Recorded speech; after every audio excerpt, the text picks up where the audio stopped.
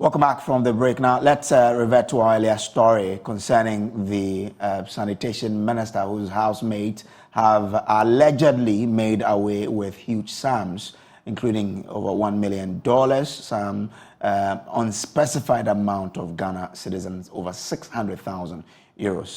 The Deputy General Secretary of the Opposition National Democratic Congress, the NDC, Mustafa Gbande, is joining us live now via Zoom.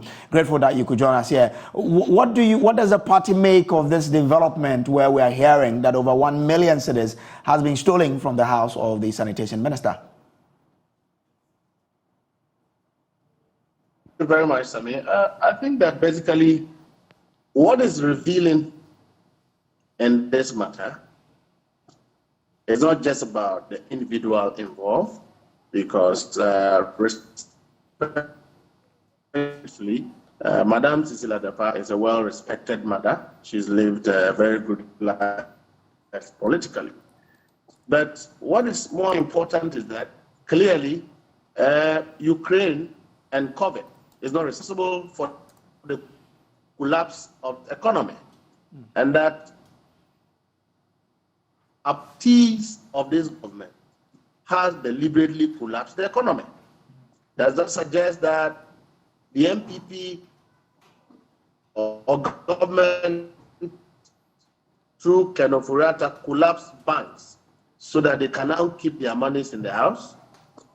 And that to the extent that one minister can keep up to a tune of 53 million Ghana cedis, if you convert from the proceeds of what is before the cost, it's up to 53 million Ghana cedis. And that if you reasonably spread this amount to over 30 appointees of the president, who would have been keeping more than Madam Cecilia Dapa kept, you realize that this economy does not need money at all, and there is money in this government, but appoint money, and that this is just a tip of the iceberg. This is just a tip of the iceberg, and this is a serious matter bordering on, ethical behavior of appointees to the extent that you are keeping a sum of 53 million Ghana cedis. So I'm not even talking about the source of the money, whether or not it's contributed to the salary or the income and the emoluments put together of the minister. So I'm not even dealing with that. But I'm saying that if you can keep 53 million cedis in your house, and then you turn around to blame Ukraine. Gbande, where are you getting your 53 million cedis from? The economy. For me, that is, if you put what is before the court, the charge sheet, what is being alleged to have taken over $1 million, and then 300 pounds, 300,000 pounds, and other currencies, if you put all of it together, you will be having a total of about 53 million Ghana cedis. Well, Mr. Okay, so let's assume that the exchange rate is even 15 cedis to a dollar, then the 1 million cedis will come to around 15 million, isn't it? Well, I'm just saying that there are other currencies involved. If you put all of it together, exactly, yeah. I mean, 300,000. I'm not sure it would amount to the 53 million you're referring to. Well, even if you want to stick to the exchange rate of what is available to you, I know that if you put together all the issues, you will have 53 million. So if you want us to stay the competition around $1 million plus 300,000 pounds, then you are speaking about one minister in a poor country like Ghana that is speeding to take bailout from the IMF, a government that is undertaking haircuts, a government that is seized monies of pensioners, which has no closeness with what is being kept in the house. So if that government is telling you that the collapse of the economy is as a result of COVID and Ukraine. That is the highest level of mediocrity. And that our position that the collapse of the economy is not by accident, it is as a result of high rate of political crimes, high rate of corruption, high rate of mismanagement and government expenditure. That is what has caused the collapse of the economy. The issue of Madam Sikadapa only goes to validate our claim. Well, Bande, won't it be an overstretch but once it has not been established that the monies that were stolen were coming from probably, government circles? She could possibly be involved in extra, business. Even the husband could be involved in some business. So once that has not been established, if you say for a fact that it's coming from government circles, and that could be the reason why we are where we are, wouldn't that be too much of an extrapolation? What I did, if you recall, is that I'm not even questioning the source of the fund. Mm-hmm. And that I'm keeping conversation around the issue of the economy. Mm. And that a salaried worker should be paid to the bank, right? Yeah. But a minister of state can keep such huge amounts of money in her trunk. Mm. Yeah, I mean, as for that, yes. But I mean, when we need money to borrow. If the country needs money, we can go to the extent of taking money that belongs to pensioners, and that ministers can comfortably keep such huge sums of money in their homes. Okay. If we all go and withdraw money from the banks, where would the economy? And so the government should keep shut from today, talking about Ukraine and COVID. The president should immediately take full responsibility of the collapse of the economy, pack his things, and leave the Flagstaff House. Because clearly, Nana Akufo-Addo and his team have no business managing the affairs of this country. And that we find ourselves in a difficult situation that is not by accident.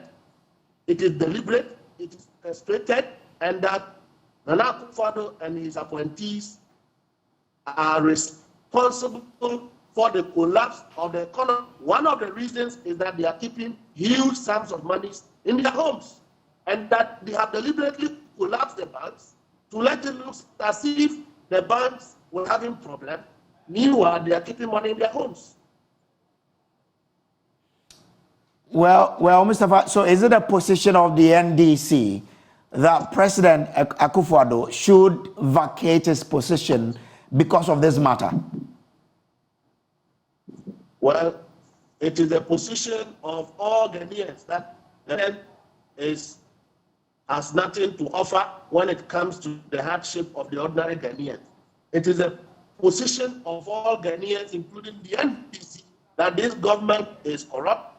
It is a position of the NDC and all Ghanaians, like myself, who is suffering, who cannot pay my kids' school fees because the economy is collapsed. It is a position that, in fact, the entire government machinery of His Excellency Akufo-Addo is useless to solving our economic crisis. So they should pack their things and shamefully leave the Jubilee House, because clearly their existence and presence will only worsen the Ghanaian situation. They don't have anything to add.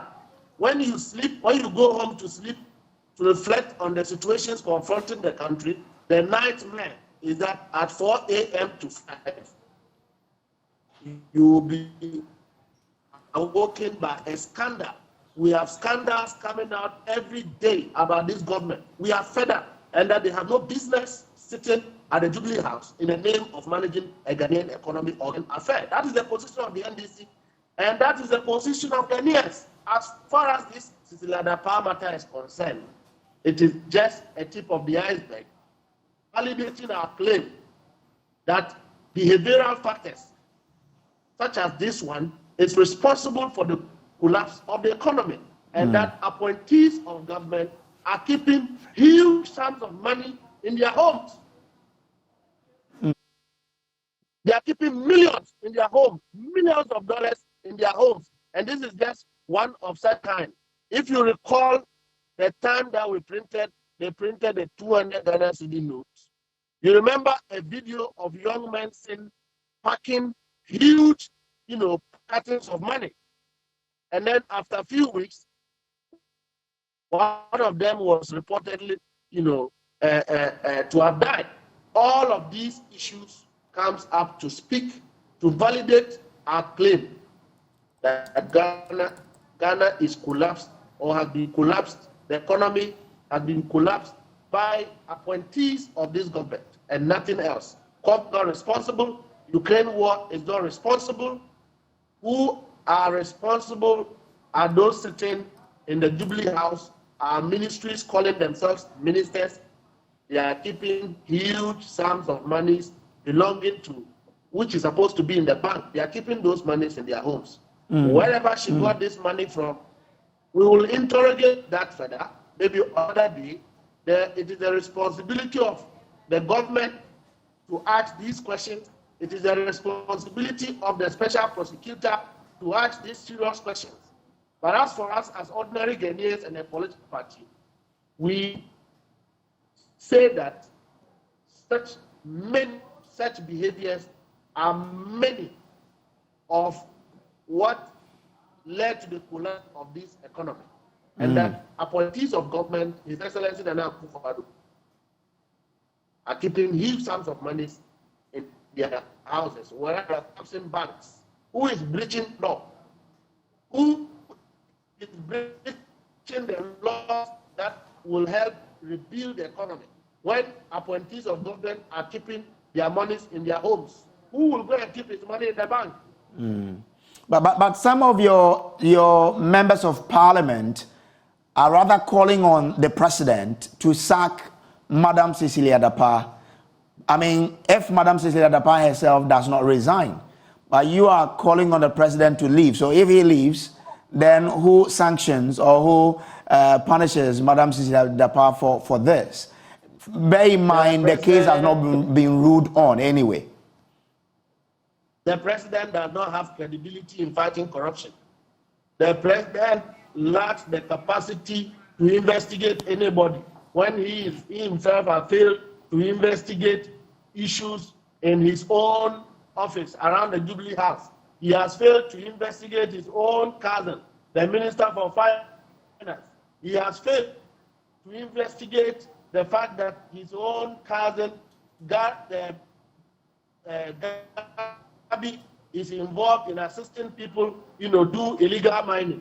How can he be punishing a woman whose crime is keeping money in a house? Well, but the thing is that Gabi has not been caught engaging in illegal mining. As for that, I think we need to. It is not the NDC's position. It is the former Minister for Sanitation. He said so. He said so, and that the president has failed to do nothing about it. Okay. All right. But hold the line for me, Band-Aid. Hold the line for me, Mustafa. Let me bring in a legal practitioner to look at the legal implications of keeping such amounts of monies in one's home. Lawyer Akufo-Addo is a private legal practitioner. He joins us now to help us with some perspectives. Lawyer, I'm grateful to you for joining us here. What does the law say in terms of the keeping of monies in our homes?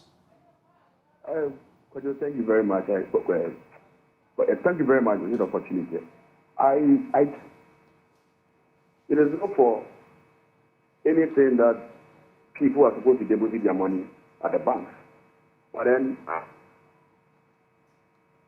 I'm not much privy to the subject matter.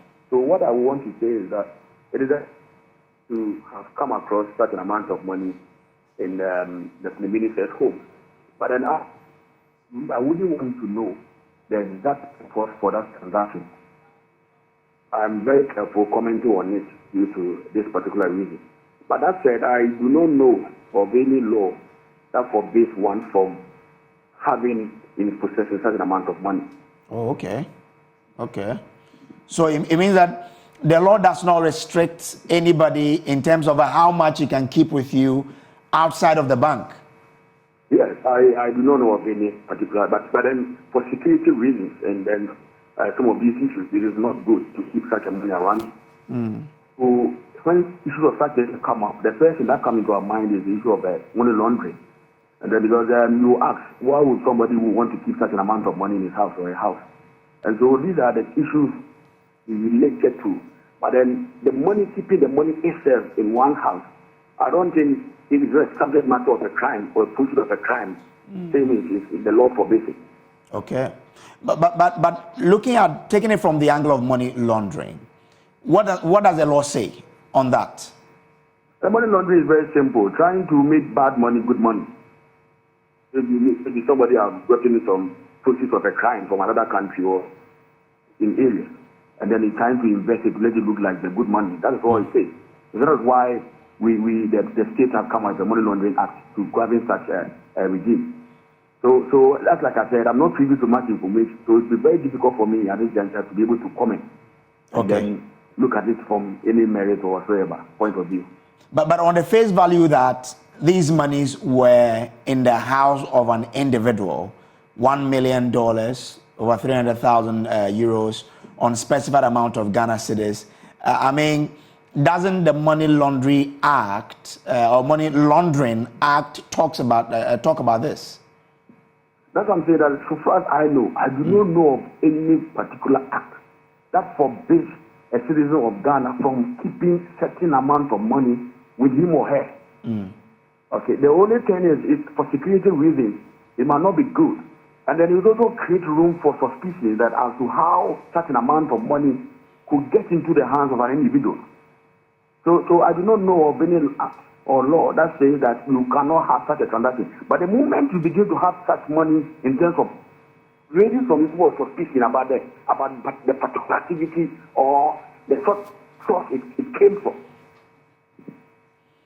So in court, if we are to prosecute this matter, and you have to prosecute it from the angle of the money laundering, what would the law be looking out for? Money laundering, just like I said, is a proceed of an illegal activity. And so, first of all, it might be established whether or not such a money is a proceed of an illegal activity that is being channeled into a proper business. Okay, so that is what it makes it, trying to make bad money, simply put, bad money, good money. And so, if these elements are lacking, and the person is able to adduce the evidence to the effect that this is the money I worked for, or I was about to use for a particular transaction. So if it happens that way, it becomes very difficult for one to establish that it is a conduct or element bordering on laundering. Okay, interesting. Grateful to you, lawyer, for joining us here with your perspective. But on the people who've been charged as well, we are told that there are five persons who are facing, the court on this. Any thought on how this case could probably progress? Oh, I think just as I said, because you have not read the charge sheet, I don't. But then I just heard a brief headline online and then some media platform. So the evidence must be established. This few facts. In court. So the burden is for the prosecutor or the prosecution to establish in court that the third amount belongs to these people, the minister and the husband. And for that matter, these people at a point in time, this pay the money or the acted in court. I mean, it depends. So if they are able to establish it in court, obviously, or anything sort of that, the burden is upon them to prove some reasonable doubt. That is the burden in criminal matter. All right. I'm grateful to you, lawyer, for joining us here. Akufo-Addo is a private legal practitioner. Bande, so if the president fails to act, what will the NDC as a party do? Well, thank you very much. I believe that, first of all, we will not put this conversation to whether or not it is criminal in nature or otherwise, but we have to look at it from the perspective of the implications of the conduct on the economy. that our position is that if appointed government can keep such huge sums of money in their homes, you will invariably collapse the economy. And that the collapse of the Ghanaian economy, they have always touted and lied about it and said it is as a result of the Ukraine war, as a result of COVID. We are saying that these and many more activities have led to the collapse of the economy. Okay. And that we cannot hold COVID and Ukraine responsible for this. If the president fails to act, which I believe he will not, it does not repair the economy as it is today, but it only speaks to expose what has led to the collapse of the economy. And that government, the MPP and its appointees must take responsibility for where we have come to in terms of the collapse of. Okay, all right. Grateful to you, Mr. Mustapha Gbande. He is Deputy General Secretary of the Opposition National Democratic Congress.